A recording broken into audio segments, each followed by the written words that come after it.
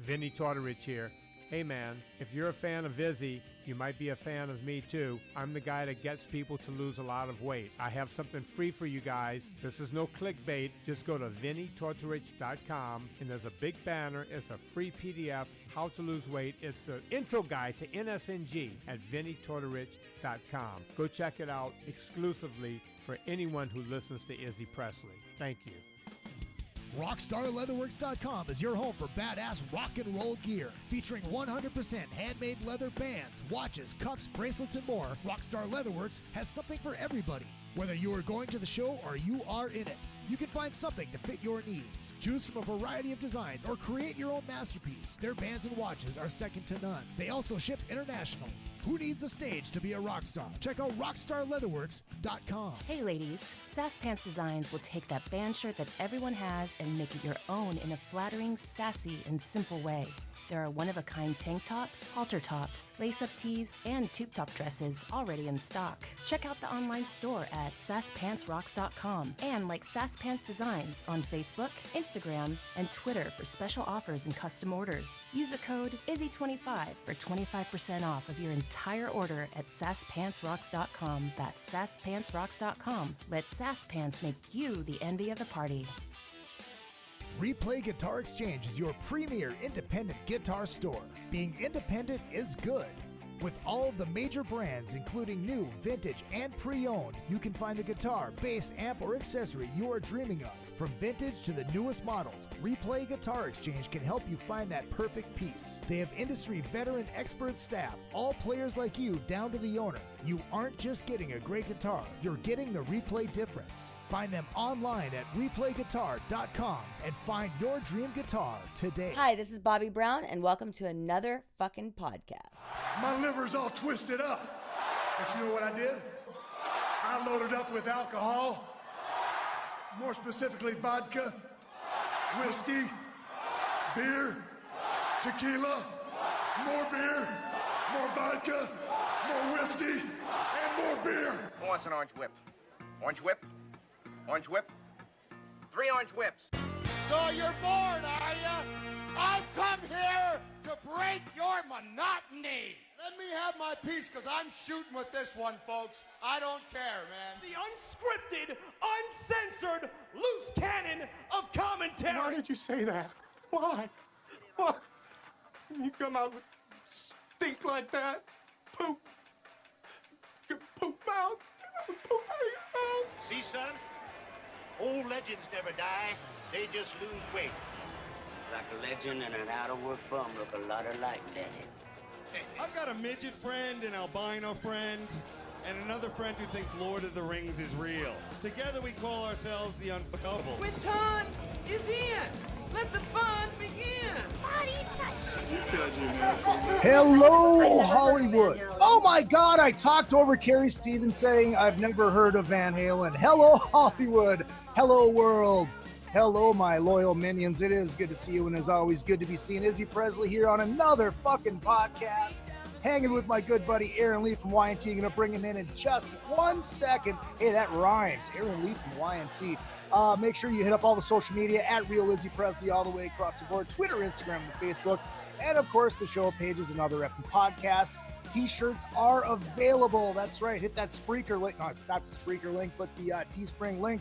The Shop Now button at the top of another effing podcast page. Take you to everything that we have, from podcast shirts, the effing word shirts, I Contribute to Ace Frehley shirts, I Don't Want Your Fucking CD shirts, Van Hagar Rules shirts. All of those things are available. And of course, if you contact me directly and you want one of the podcast jersey tees for only $20, hit me up and we will get that taken care of. And also, if you do appreciate what I do and you do want to donate to the show, apparently one of the YouTubers last week was a little annoyed that I ran ads and then said, hey, if you can donate if you want, but hey, I don't give a fuck. If you like what I do, izzypresley@yahoo.com is your PayPal. And also we do Carrier Pigeon, Smoke Signal, and CashApp is $ Izzy Presley. And the Venmo, I think, is Real Izzy Presley too. So bringing in now on the Michael Brandvold Marketing Zoom line. Yes, if you have a band, you need help with your marketing, you need help with product placement, radio, and all that kind of stuff, He's worked with Ron Keel, who works with Accept, works with a lot of great people. Hit up Michael Brandvold, michaelbrandvoldmarketing.com. Anyways, my good buddy, AARON Leigh from Y&T. What's up, brother? How you doing, man? It's good to see you. You haven't been on here in a long time. I haven't been on here in probably a couple of years, man. Yeah. I remember we did an impromptu phone thing. Yeah. You had Ace on there. You had a couple other people on there, and I was calling in for some. I don't even know why I called. I was drinking. Yeah. Yeah. Right. Right. Yeah. Oh, So, speaking of that, and I know you are sober, and that's great, but I am not. So a swig of the orange whip for the working man. Down the hatch. And a swig of the Tennessee whiskey for our livers. Double hatcher. Double hatcher. And appreciate everybody tuning in. I know we do have the debates going on, but this is a nice distraction from that. Yes, sir. So yeah, what have you been up to, man? We haven't talked in a while. Yeah. Well, what I've been up to, man, is like a lot of other people. A lot of nothing, really. Mm-hmm. And that's what drove me to start to write some originals and do some solo stuff, being that Y&T is literally down for the count. Pun intended there. Yeah. But, you know, I mean, we've had tours canceled, shows canceled, and postponed into next year and all that kind of thing. So there's a lot of sitting around right now wondering what's going on, when it's going to pick up. And I decided to do some live streams, things like that, doing some acoustic stuff. Yeah. And then I started thinking like, well, you know, this is getting old, this whole playing to no audience thing. So, right. Yeah. I mean, there's an audience there. It's just, Yeah, it's a whole different dynamic, as every musician knows. But, you know, then I started thinking, well, you know what, I'm going to start playing for myself again and just playing music that comes out, you know, naturally, not trying to have any expectations, not have anything like an agenda with it, just make some music. And so I did. And the first single I put out was called Insanity. It just got released last Friday. And I've got a few more recorded right now. They're mixed, they're ready. I just don't know when those are going to go. But yeah, so I've been somewhat staying busy, man. I mean, when I'm on a roll, I can't leave out of my little studio here, man. I'm in here 12 hours a day, you know, but when I'm taking a break, I take like days of breaks and then come back, you know. Yeah, because you need to. You need that. You need to step Space. away from it. Yeah, you need that space. That's exactly the word I was looking for. Yeah, you need that space. You need to be able to step away and recharge. And that always, you know, a lot of times that re-kicks the what's that word I'm looking for? The creative juices. Bug. Yes, creative juices. Those as well. Since you don't have any of those creative juices in other forms anymore, you have to create it naturally, which is fine. Yeah. Well, you know what I noticed, man, is if I was drinking like I used to, I would have never gotten this shit done because I would have been at the bar and I would have been, you know, spending a lot of time doing other things besides being persistent with trying to get out what I needed to get out, you know. So right. there was a plus to the minus the booze, you know. Yeah. Well, before we get back into the record, what did bring you to that point where you just said, well, fuck it, I'm done. I've had enough as far as the drinking goes? Yeah. Well, okay. So most of it was, I knew even 2 years, 3 years before I actually quit that I needed to quit because it was just becoming an issue in life. And so the thing that really sparked it though was I was on tour and Y&T was just about to wrap up. It wasn't this last US tour, it was the one before that. And I stood in the mirror and I looked at myself, man. I went, I don't like what I see. I just didn't like what I was looking at, and I knew I needed to make a change. So I dove in even more into the booze and drank my ass off all the way to the end of the tour. As I got out and said goodbye to everybody at the end, I said, all right, guys, see ya, great tour. And I quit drinking, bye. And then I left.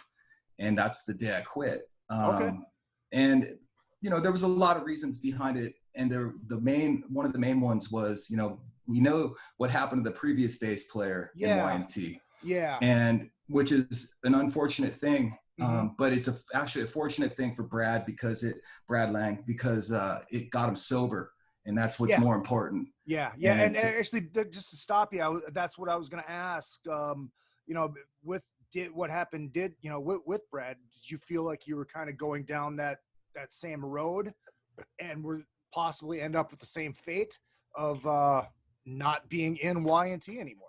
Absolutely. Yeah, it was definitely going through my head. If I keep up what I'm keeping up here, not only am I going to end up probably killing myself in the long run, but I'm going to lose my gig and be another casualty, So, and I didn't want to go down that road. So, I'll tell you, man, Y&T is a band that I grew up on. When I was a kid, they were one of the bands that wanted me, that I wanted to play music because of them, Yeah. And so to actually have an opportunity like I have to be in one of my favorite bands of all time, seriously, of all time, right. I don't want to fuck that up.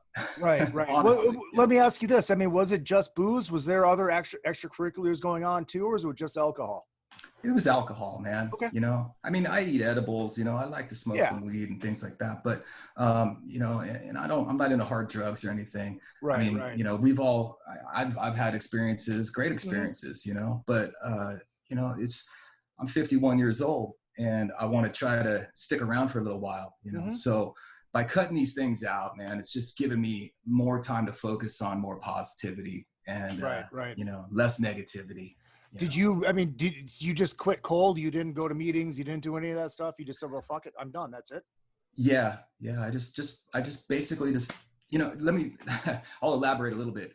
So when I did leave the guys at the end of the tour in the parking lot there, waved goodbye, there was a Denny's. And I walked over to the Denny's. I was waiting for a ride. My buddy was coming to pick me up to go home. And my last drinks that I had were 2 Coronas and some pancakes. There's a song, 2 Coronas and a pancake. So then I quit after that. But yeah, it was cold turkey, man. I did it before, I would quit for months at a time, or there was a point in my early 20s that I'd stopped drinking for, about a little over a year. But this time, man, it's stuck, because here's the thing, Izzy, is that with anything in life, man, this is my belief. Once you have some knowledge about a certain thing, and it's a negative thing in your life, and you all of a sudden get knowledge to understand it better, you're crazy to go backwards and start doing it again. It's just, I can't go back now because I know better, So it just made more sense, just making the decision, But I had a lot of support, I mean, it's not easy. No. Well, look, and I think the thing that people forget to realize is, especially when everything is rolling like it actually is, how easy it is. Because, you have your rider at every show. Yeah. And then you have all the downtime. And then, then enough. Okay, I can't get really fucked up before the show because I still have to perform. But you're on stage and the adrenaline takes over. You sweat a lot of it out. Then you have a couple more beers and everything's fine. Then after the show, it just keeps rolling and you do it again the next day. Yeah. Well, when I'm walking on stage and having my tech, have 4 beers already lined up on my amp, that's a problem. Yeah. And when I've got Dave Menichetti looking over at me, I know what he's probably thinking, like, what the fuck are you doing, dude? Yeah. But it's crazy when you're in it, man, like I was. It's just, you're so deep in it, you don't really see any perspective around you that is looking at you in a way that maybe, you should be looked at, but you don't want to accept, so. Anyway, man, it's all good, and That's I feel awesome. Great. I lost 40 pounds. I mean, nice. You do look a lot thinner and like a lean, mean fighting machine.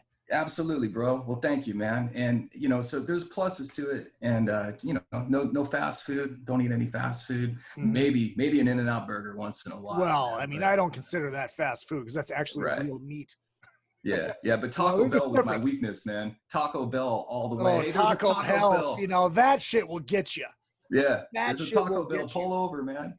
I was saying I got in a lot of trouble on the Twitter machine because I compared Kiss Unmasked to Taco Bell, You know, it sucks you in. It looks really good. The menu looks amazing.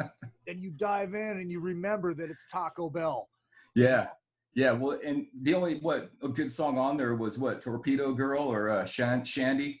Shandy's amazing. There's that, you listened to the show last week. There's some gems on there. It's just not as good as Dynasty. No, not even, man. I'm all the way Dynasty, bro. Hell yeah. Let's go back to I really want to dive into the single like later on, because we're gonna play it at the end of the show, and you sent it to me and it sounds great. But I think there's a lot of people that actually haven't heard your story. Yeah, they knew you were teching for Y&T, then you took over for Brad, but I mean, how did you originally get the gig with Y&T just teching? Well, let's back up even before that. Yeah. When in 2012, when I met Frank Hannon, that's when everything changed for me. And that's when most doors that I would approach would open, you know, because he's very well respected in the industry. He's just a monster player, just great guy all around. Yeah. One of my best friends. And the thing about that, though, is when I got in his band is I got to play with a lot of other people. Mm-hmm. And so there was a time that, Frank Hannon band would go, we played with Y&T. We opened for Y&T a couple times. So you were playing with Frank in his solo band? Yes. Okay, see, I did not know that. Yeah, so we played with Y&T, I think once or twice. I know it was at least once. But even further than that, Dave Meniketti told me that he had had his eye on me before this, even before the Frank Hannon band, because I was in local bands in San Jose, California that would open for Y&T, here and there around California. But anyway, but the thing with Frank is, being friends with Jill and Dave, he just kind of would bring us around, so I could be around them. And plus on the cruise too, talking to Dave and Jill on the cruise and stuff. And so they knew of me, but what's interesting, here's where it gets weird. So when Tesla would go on tour, there would be no Frank Hannon band, because that's obviously Frank's day job and he's got to go do that. Exactly. So Frank is the coolest dude in a way that he did this. He knew he wanted to keep me around and keep me in his band and playing bass. So he put me to work selling merch for Tesla. Nice. So I went on the road. Yeah. Fucking merch bitch. I've been there, baby. Yeah. I don't even know if I've told this whole story like out in public before. I've told many people, but it's just in conversation, So, I was doing merch out on tour with Tesla. And then it turned into a situation where they needed a guitar tech. And so I ended up being Frank's guitar tech, not just his guitar tech, but then Troy Lucchetta's drum tech. And then next thing you know, I'm setting up the whole stage and sound checking everything and, basically stage managing in a sense, Yeah. But so then after that is when, I had quit doing that because me and Brian Wheat had a little blowout. But we're good friends now. It's all under the bridge. Happens, man. It's we're totally close. Yeah, I love that guy, man. But anyway, so I quit doing the tech thing with Tesla, and I didn't know what I was going to do at that point. I was just like, all right, now I'm out of a job. I don't have shit going on with a band. I don't have shit. So I get a call from Jill Meniketti, and she asks if I'd be interested in coming out for 30 days to cover their tech that couldn't do it. And I thought, well, I would love tech for Dave Meniketti, man. Yeah, that'd be like a fucking dream. Yeah. So I was thinking, not only do I get the tech for Dave Meniketti, but I get to play as Les Paul, Right. Anyway, so that's how that happened. Is I was known as a kind of a guitar tech. And so when I went and teched for them for the month, everyone got along great. And I came home after that. And then I'd say 3 weeks after that, I get an email asking if I'd be interested in joining the band.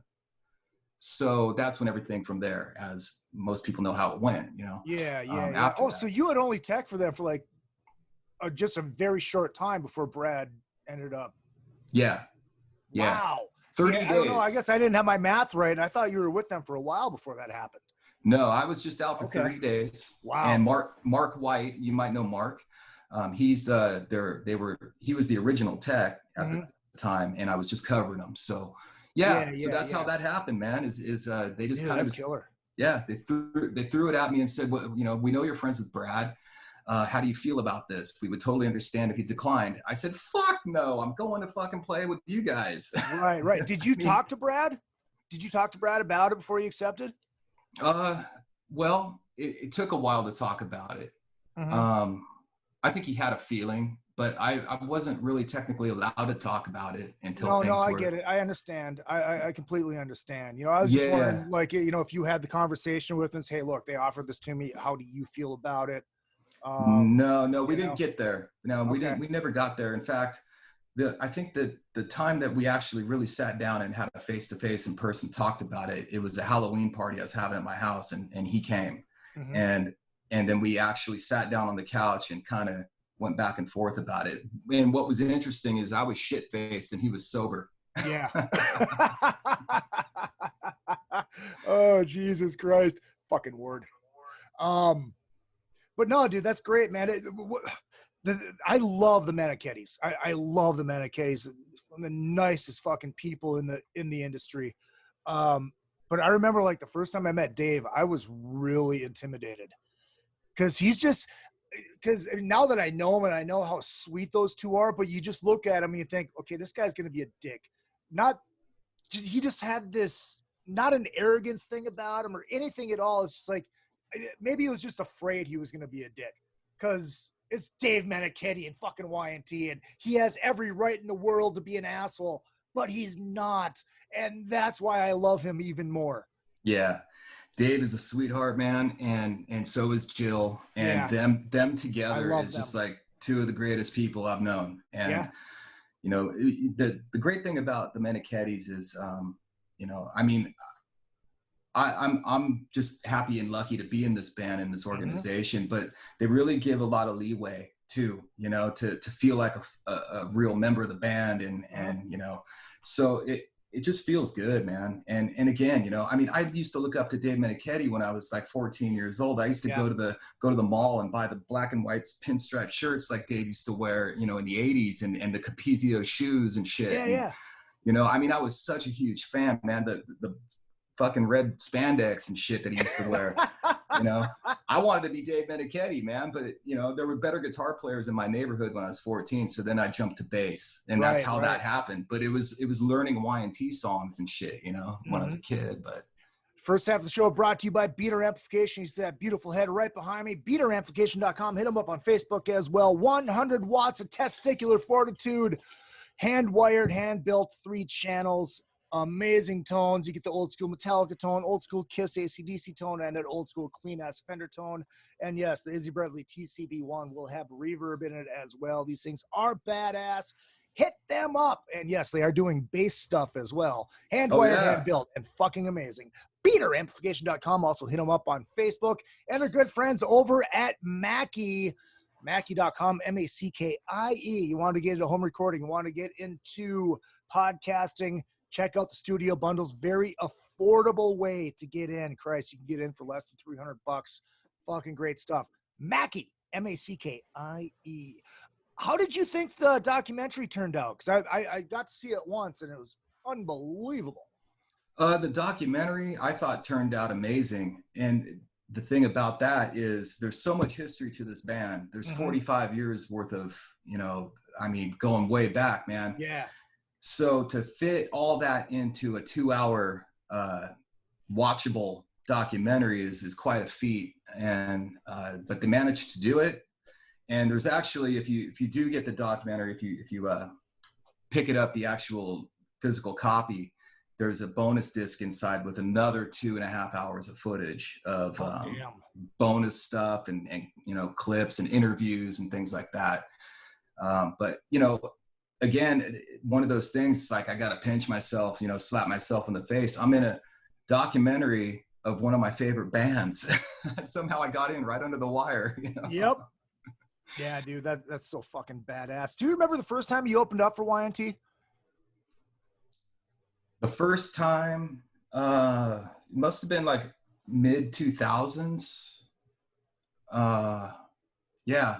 I was in a band called Echo of Souls, which I think I want to re-release that record, man, because it's so good and not a lot of people got to hear it. But that was a band that I was in the Bay Area, and we opened for Y&T a few times. Yeah, in the mid 2000s. Okay. Yeah. Do you remember the first time, like the first time meeting them and stuff? Had you met them before that? No. Okay. And to tell you the truth, like when we opened for them, I think it was in Fairfield, California, and it was when Leonard Hayes was in the band. They just got him back, I think. And I can't remember who was playing guitar. It might have been John Nyman. I think it was John. Yeah, it must have been. Yeah. And I remember we showed up for sound check, and I saw Leonard Hayes walking towards me, and he was smoking a cigarette. He looked really pissed off and grumpy, man. So I didn't even approach him. But I was like, I was starstruck, you know, because again, Leonard Hayes, when I was a kid, was like, fuck, there was Neil Peart and there was John Bonham there, and then there was fucking Leonard Hayes, you know? And I was just, wow, man, there's Leonard Hayes. So I continued to walk into the venue, and then I said hello to Dave real quick. I never met him before, but I was a little starstruck. Yeah. And then I saw Phil Kennemore sitting in the dressing room, and then I really kind of stumbled on myself there, because I was such a fucking fan of Phil. And I think I just said, hi, Phil, I'm opening for you tonight. You know, the opening band banter, you know. But I just remember he was just kind of looking at me with this half a grin, like, yeah, like he's heard that 1,000 times. You know? Exactly. But it was still very cool, man, just to meet him in the flesh. And, you know, I mean, the guy literally, you know, almost single-handedly made me pick up a bass when I was a kid and start playing, man. Yeah. So it was an honor to meet him. And then after that, I never got to meet him again. So I was, you know, I wish if I remember correctly, Dave's the last living member, right, of the original Yes, band? he is. Yes, he is. Yeah. Ah, man, it's sad. God bless him. Sad. Yeah, absolutely. Is Y&T been working on anything over this break? Has there been talk about new music? Has there been talk about anything? That's a big no. Why do you think that is? That's you know, you think that this would be the time that like you said, those creative juices get flowing when you're sitting on your ass with nothing to do. And this is Dave Meniketti we're talking about. You know, he's a creative genius. You would think that this would be the time. Yeah, well, I guess under normal circumstances, we would, if we had this kind of time off, we would probably be being creative.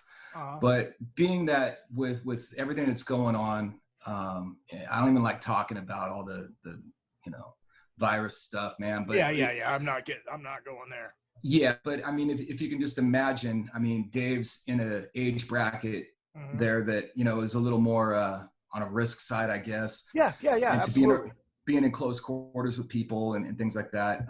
And so I'm sure that plays a part in why we in this time haven't been together. You know, we've talked about trying to do live streams and things like that, but you know, Dave is a perfectionist. He likes to make things, you know, the way the Y&T spectacle should be, and which is loud and live, you know. Right.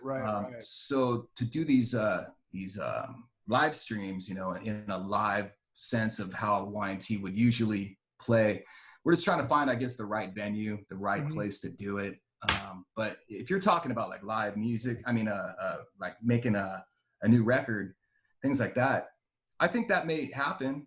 I don't think it's going to happen anytime soon at this point. I mean, let's just say this. If we can't tour next year, I could almost safely say that we'll work on new stuff and put something out.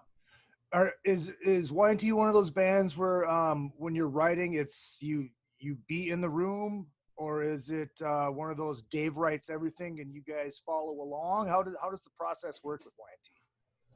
Well, honestly, I haven't been in that situation yet. Okay. So yeah, I don't know. You know, I mean, we've been on tour since I've been in the band. It seems like that's all we do is just tour. And when there is downtime of any sort, we're just home chilling, right?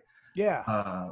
So, you know, that's yet to be determined how that's going to roll. But from what I know, from what I hear is everyone likes to get in the same room.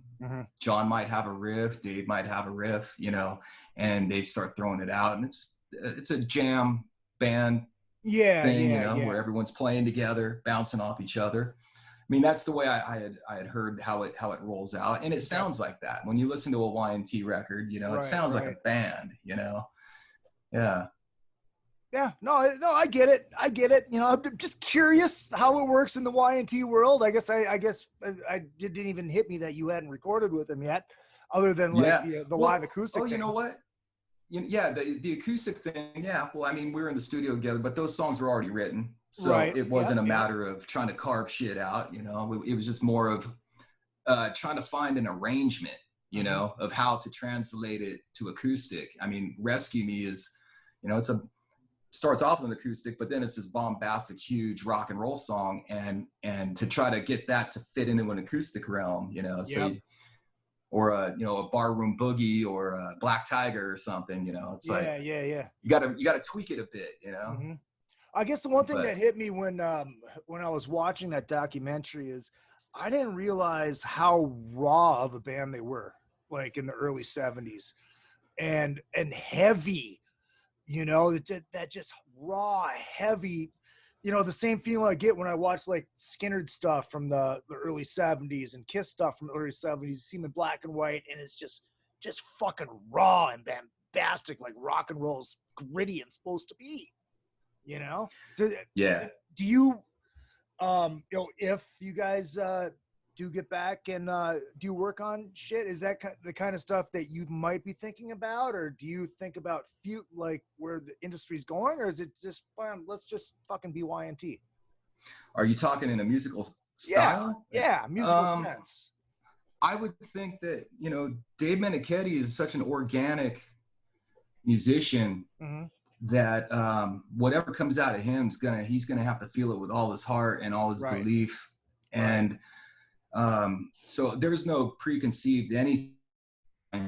That's what makes Y&T so cool, man. It was just what they did together to make those songs, you know. And I can only speculate and think that, you know, we would probably do it the same way together. You know, I know that when they did Face Melter, it was a very organic sort of situation, you know, where there was shared writing going on, you know, people would contribute back and forth with things lyrically. I know that was really Phil's baby. That's, you know, what I've been told is, you know, he had a lot to do with the Face Melter record lyrically and, you know, musically. And so, you know, I've said this before to close friends, never in public, but I'll say it, you know, I honestly think that when Phil died, you know, Dave lost his writing partner and his closest friend, his best friend. And, you know, something I couldn't even imagine how that feels, because I haven't had that sort of loss. But I can only imagine, especially in a creative sense, that it's someone that you know, you've lived with your whole life almost as a kid, and having that connection, and then that's gone. So, you know, I don't know if that plays a part also, and maybe why, you know, we haven't jumped in a room and really gone after it for new music, you know. Could be. That's understandable. Yeah. Yeah, he lost his Bernie Taupin. Yeah. Yeah, that's completely understandable. Here, let's do this. Let's take a short little break. Chance to throw a whiz, and we'll be back in 2 and 2. A little bit more Y&T talk, then we'll get into the single Insanity and what you might have coming forward after that. Possibly, we'll see. AARON Leigh, Y&T. It is another fucking podcast. Rockwood Saloon Authentic Apparel takes rock and roll fashion to a new level with their tees and tanks for men and women. They also make custom shirts, jackets, vests, pants, hoodies, beanies, and more. The Rockwood Graphics Department can design anything from your logo, t-shirt design, promo posters, band swag, and printed at great prices. From tour shirts and custom stage gear to killer threads for the street to the stage, Rockwood Saloon has it all. Rockwood Saloon, authentic rock and roll apparel for stage and street. World tour tested for quality, comfort, style, and durability. Check them out at www.rockwoodsaloon.com. That's rockwoodsaloon.com.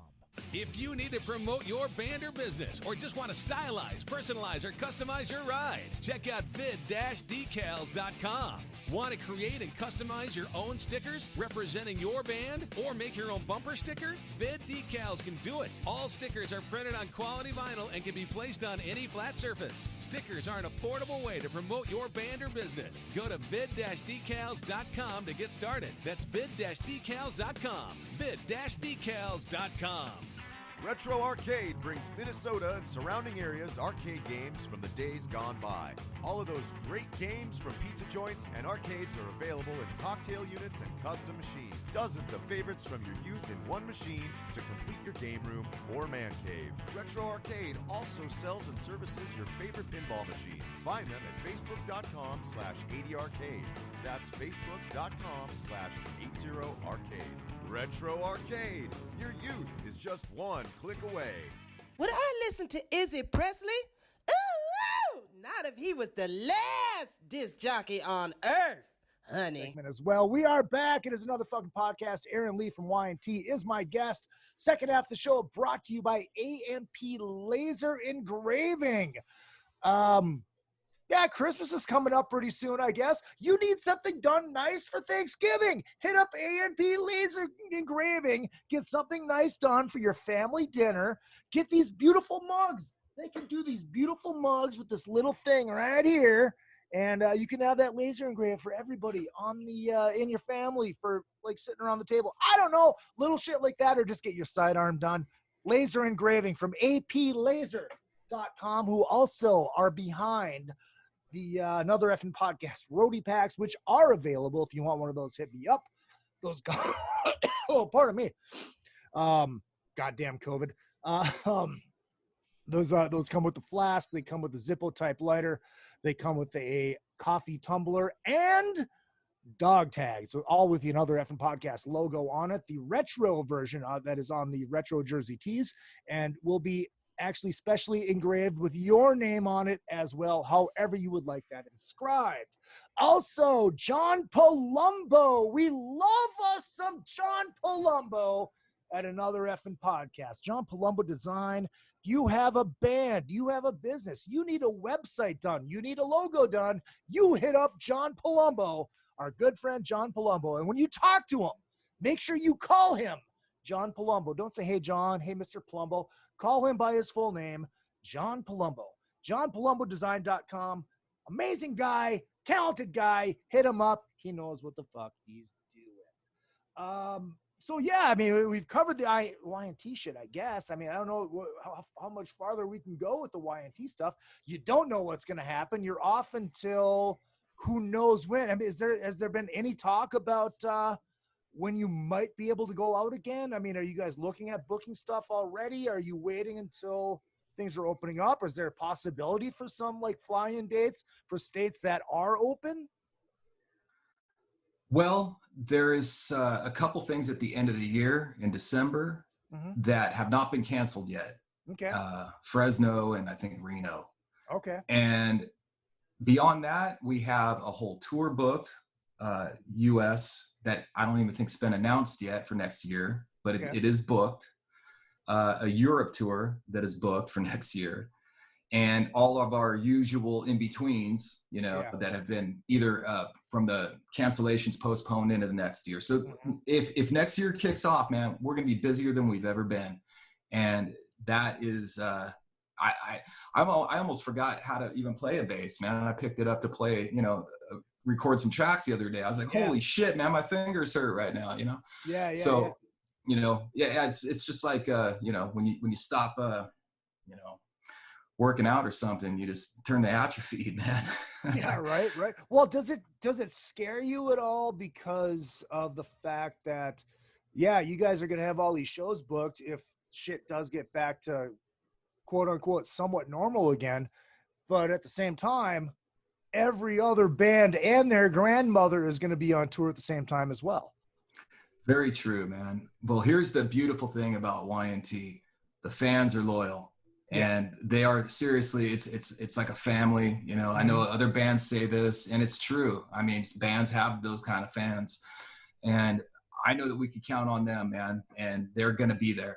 And if you know, if anything, it would be just like nothing ever happened. But I think there's going to be a lot more people this time around. Yeah. So when you skip a year, it makes the demand a little, more. And I think it'll be great. But, yeah, we're looking at the unknown, man. It's just seems so far and distant right now.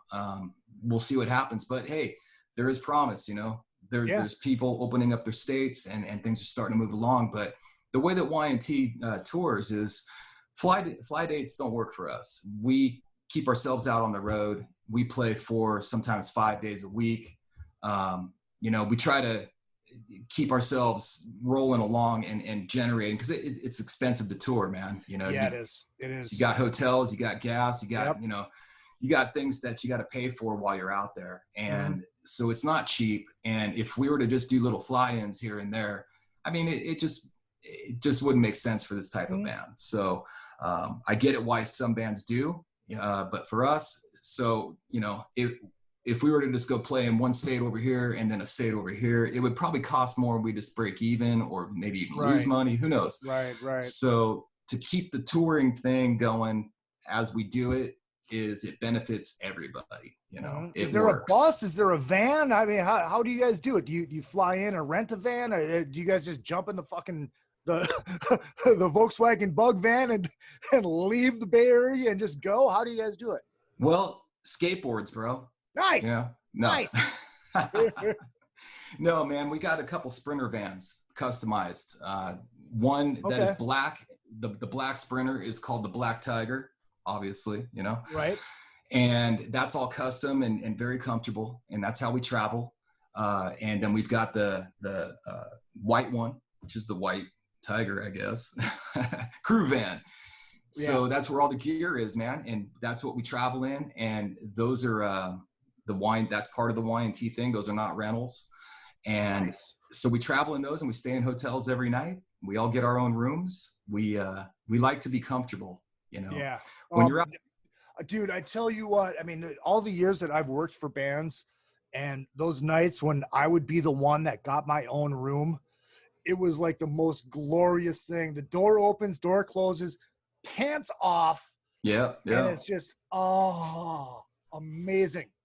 Yeah. Amazing. No, it's nice when when you've got long drives and you're with your band, it's really refreshing to be able to go to your own space, and get away from. I've been on bus tours before, and those are hard. They can be hard, especially when you got a lot of people, on a bus. Yeah. You're bumping asses and you're wearing each other's shoes because you can't see in the dark when you're trying to get off the bus, But right.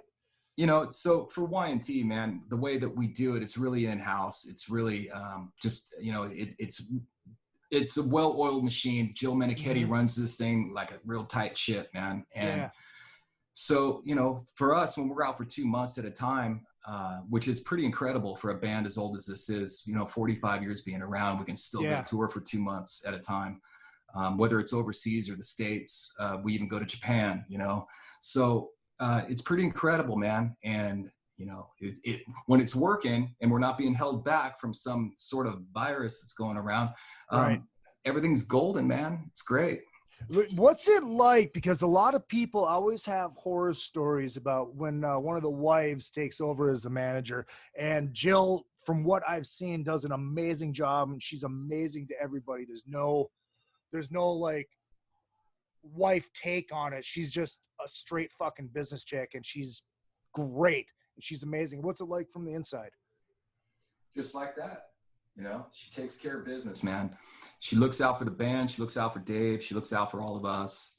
She's on top of her game. You got the Sharon Osbournes of the world or the Wendy Dios. She's right there. She's right there as a businesswoman. She's an author. She's talented. She's a singer. She can sing. She can play harp. She's been in bands before, actually. So, she knows the business very well and how to treat it. And, for her, this has been a creation just as much as Dave's, in a sense, because she's really, revived the Y&T brand and keeping it alive, as long as since she's taken over in management, So, yeah, whatever she's doing, it's working. Dude, that's amazing. Yeah, like I said, she does such a great job, and I can't say enough. And I said it before, I'm gonna say it again. Mana Kitties are just some of my favorite people in the fucking world. Yeah. So, anyways, the reason that we had you on, and we kind of touched on it in the very beginning, is about this this new stuff that you got coming out right now. The single is called Insanity, which we are going to play at the end of the show. And Frank Hannon is guesting on it. But when you started writing, were you writing with Frank, or was that just one of those things that, hey, Frank, do you want to play on this? How did Frank get involved in this song? Well, I wrote it, played everything on it, produced it, mixed it. And once I was to the point where I knew I wanted a guitar solo in that certain section, I immediately thought of Frank, just because, you know, I mean, we're close enough that I could call him up, say, hey, bro, you know, can you put a solo on this? And he did, and he turned it around real quick. And the great thing about it, man, is he did a little more than just a guitar solo. He did the little intricate little stuff like in the intro and the outro, and you know, so he really put his stuff on top of it, and it just really brought it to life. You know, I'm really honored that he would even do that for me. Absolutely. But yeah, no, it was already written. The song, you know, was already recorded, and you know, just as a guest spot, you know, just, hey, Frank, can you play on this? You know, and he was cool enough to do it. Yeah. Well, yeah, like I said, it's got a great pop sensibility in the tune too. You know, it's not what, oh, he's in Y&T, it's gonna sound like Y&T. No, it doesn't. It's just it's a great pop song. Is that kind of the road that you're going down with the other stuff that you're writing as well? It's just different. As in, it's still rock, you know. Yeah, absolutely. Yeah, it can be considered rock. Insanity itself is just something, you know, that sound is just me, I guess. That's just what comes out. I wasn't trying to, you know, to sound like a certain thing or anything. That's what came out. And then, you know, the rest of it is just going to be some rock and roll songs, some ballad stuff, you know. But, you know, I'm really influenced by Prince. I'm really influenced by, you know, like bands like Collective Soul. You know, it's shit. Even Richie Kotzen, man. You know. Yeah, I know I'm speaking your language. If I could pick my computer up and show you the wall right now, you would see this one-off print that I have that somebody took. And of course, that's what's right behind me as well. Absolutely. I just noticed that, man. Yeah. Kotzen Telecaster. Have you tested out? Have you played with the oh, actually, here, I'll just grab it. This thing? No. Oh, yeah, dude, you can run direct with these things. And it's got a tuner in it. It's got chorus. It's got reverb. It's everything. It fits in your fucking guitar case. That's amazing, man. That's cool. They're awesome. They're fucking awesome. I'll have to check that out. Yeah. Yeah. You can just plug right into your interface and record with it too. It's fucking great. Oh, that's cool, man. Yeah. You know, on RK5. I mentioned Kotzen just for the kind of. I'm influenced by that kind of writing style of what he does, in a sense that it's kind of nothing really sounds like the next song. Yeah, you know, he's got certain things that you can lump together and say, well, this is Richie's kind of soul kind of thing, or this is Richie's kind of rock thing over here. But when you mix it all up, it's all different styles of music, and I really I'm drawn to that, you know. So, you know, that way you're not, I mean, especially when you're a solo guy and you're doing everything yourself, you're not bouncing off of a band. And that's where, you know, a lot of times a band creates their sound is just, that's the sound because it's those four guys, you know, kind of thing. So when you're just the one guy, man, you can be all over the fucking map, and, you know, it's just what it is. So, well, is that good or bad? Because some people will say that might be a bad thing because well, you can't categorize him because he's all over the map. There's a lot of people like, well, what is he? Yeah.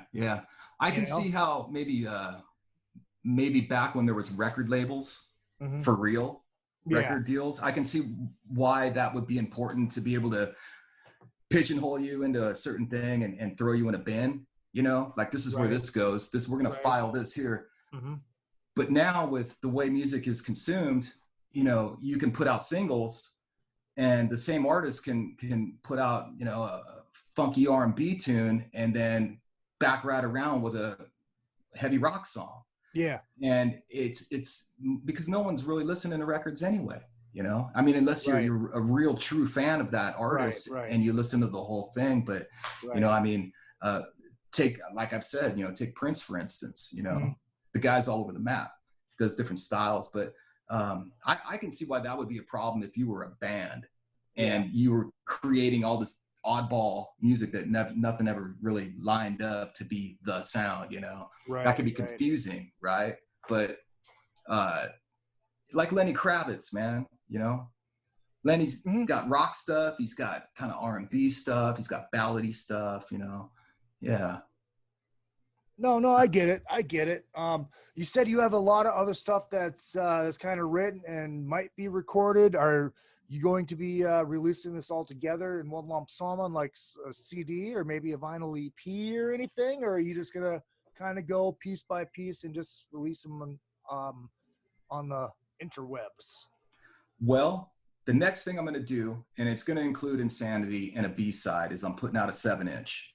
Nice. Yeah. So I'm going to do some 7-inch vinyl with the Insanity artwork and then a back cover, and, you know, put that out with a B-side. I'm not going to say what that is yet, but it's already recorded. It's done. And it's a rock and roll song. You know, is it a cover or is it original?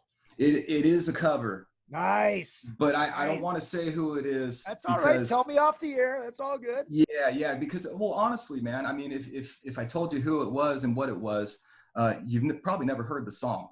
I mean, it's a real deep cut, and it goes way back from when I was like 5 years old, man. Okay.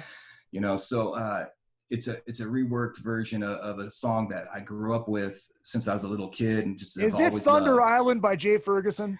I love that song. Oh, man. I know, dude. I do too. I love that song. God damn, man. I was telling. Actually, no, I shouldn't say this on the air because it might happen. So I'll tell you off the air about that as well. But Bruce checking in on in the chat room says, who wouldn't like a 7-inch? And 7-inch leather heel. Lori says fucking Ward. I'll tell you that story off the air as well. But before we end and before we play the song, what did happen? So what you're saying, okay, so there's going to be a 7-inch single coming out with the B-side. Yeah. Yes. Is there going to be a CD with everything on it and one whale sloop as well? That was a question from Mark from Chicago. So as I record these songs, you know, I will definitely compile these into a full album or EP, you know, however many I can push out. You know, to be honest, Izzy, you know, for me, I'm what it boils down to, man, is I play bass in a band, right? Yeah. So it's a little like when it comes to lyric writing and vocal melodies, that takes time for me. That takes a lot of time. Right. Yeah, because you played the bass because you couldn't figure out how to run the lights. Let's be honest. I mean, well, you know. Yeah, no. It's just my favorite bass joke. I can't help it. I have to tell it every time I have a bass player in my presence. So the thing, I forgot what I was gonna fucking say now because he just threw me off. But oh, you're laughing inside. Go, okay, that's really funny. Oh, yeah, I've heard every bass player joke imaginable. No, you know what? I will compile everything after said and done and push it out there. You know, but hey, man, it's hard to get any ears on any music. You know, I mean, you can. And unless you're that Cardi B chick and you're pushing your ass and your pussy out there for consumption, you know, I don't see a whole lot. Oh, it's hard, man. That's what people are buying, bro. Yeah, I know. It's sad. So before we play the track, I did want to ask you about this. You had a little theft situation go on. Maybe it was about a year ago. Yeah. Did you have a guitar and a couple of guitars stolen out of your truck? What happened? What happened? I did. What ended up happening in the long run on that? Did you ever get them back? I never got them back, man. I was on the news and the whole thing, man. They did a piece on me out here in the Sacramento area, and I think that stuff became so hot, he probably threw it in a fucking creek. I don't think they got any money for it. But yeah. So that was a couple years ago when that happened. And, yeah, it was a bummer, man. But, I just rebought everything and, just move on and keep playing, man.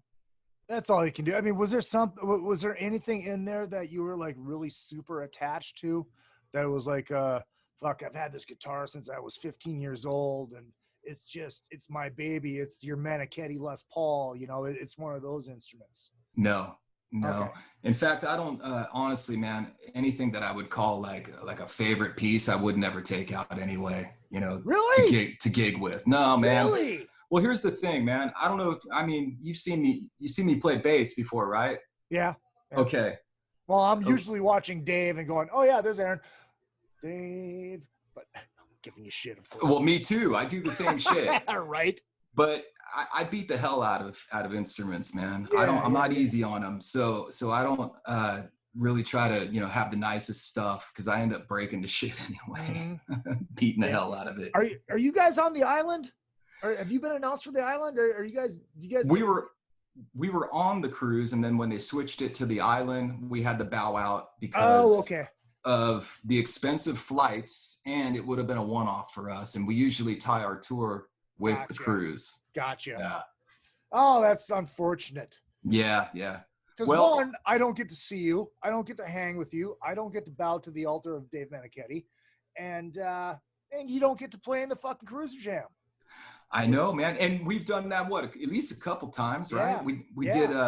We did that one Kiss Jam. That was fucking cool, dude. That was fun. Yeah, you played in the AC/DC one too, right? No, I didn't do the AC/DC one, but I did 2 Kiss ones with you. Well, no, I jammed a song with you. I think it was I Stole Your Love. Yep.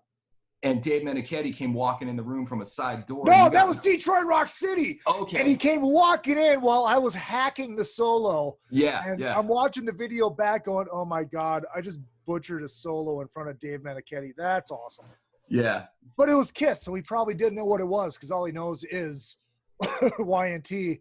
And apparently, Bad Motor Scooter and Ride. Oh yeah.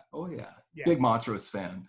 And then we did that other jam, man, where I think we did like 5 or 6 songs, 7 songs or something. We did some Rip It Out. Oh, it was the Act Jam. That wasn't a jam. That was a show. Yeah. You are a official member of Act.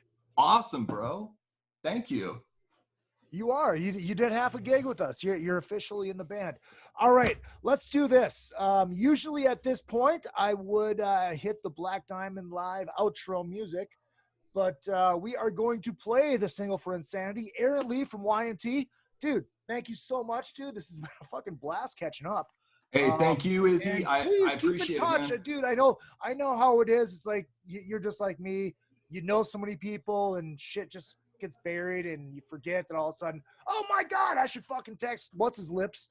And absolutely, boom, man. That's why I was happy to hear from you, man, when you hit me up on the text, man. So I've been a fan of the show for a long time, many years too, man. So just know that. I appreciate that, man. I appreciate it. And actually, you can thank Eddie Trunk for this because he brought it up on his show last week. I'm like, oh, fuck, I should get Aaron on. He's got something to promote. This would be fucking great. That's right. Eddie played it. Yeah, Eddie talked about it, and he played it like 30 seconds going into a commercial. So that was very nice.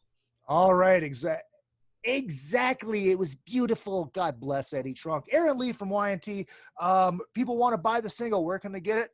Is it available on iTunes? You could go, Spotify, iTunes right now? iTunes, Spotify. You can stream it anywhere. You can buy it on Amazon. You can buy it on iTunes, just wherever you consume your music. Beautiful. You guys. Thank you in advance. Do it. And you guys know the fucking routine. Social media at Real Izzy Presley all the way across the board. They want to find you on social media. Where can they find you? They can go to Facebook and look for Aaron Leigh. Comes right up. There you go. Or, you know what's crazy, man? I just joined Instagram today too. Finally, I broke down and did it. Oh, so nice. They can hit me on Instagram at Aaron Leigh 1. Aaron Leigh 1 on Instagram. Yeah, you'll have fun with that because it doesn't get political on there. It's just chicks in bikinis and food pics, pretty much. And that's about it. It's a beautiful Sounds thing. fun. You guys like the show, please share it, subscribe. You guys know the fucking routine. And don't forget that big bell, izzypresley@yahoo.com. you really love what I do, I have vinyl to buy. This is Insanity. AARON Leigh from Y&T, solo, love it. See you next week. Oh my God, before we play it, I must say this. Next week, another Van Halen Summit. We are doing Eat 'em and Smile versus 5150. Dun, dun. Can I pick mine right now? Can I tell you? Save it. All right. Save it. Maybe we'll dial you in for that one if you wanna come back next week. You know, Yeah. You wanna come back and have the debate, because it's better when you have the debate. Oh yeah. Look. That sounds fun. Last week, you know, when we had Dynasty versus Unmasked, you could think, oh yeah, I just like this record, but then you go in and you start talking about them. Then you go track by track and go, fuck, I was wrong. That happened to Ahmed Zappa. He was at the beginning, he's like, okay, you can love Dynasty, but you're wrong. And then we went through his fucking picks and we realized he actually likes Dynasty better. And look out, that cat's looking at your jugular. Here is his Rocco from AARON Leigh. It is another fucking podcast. All right. All right.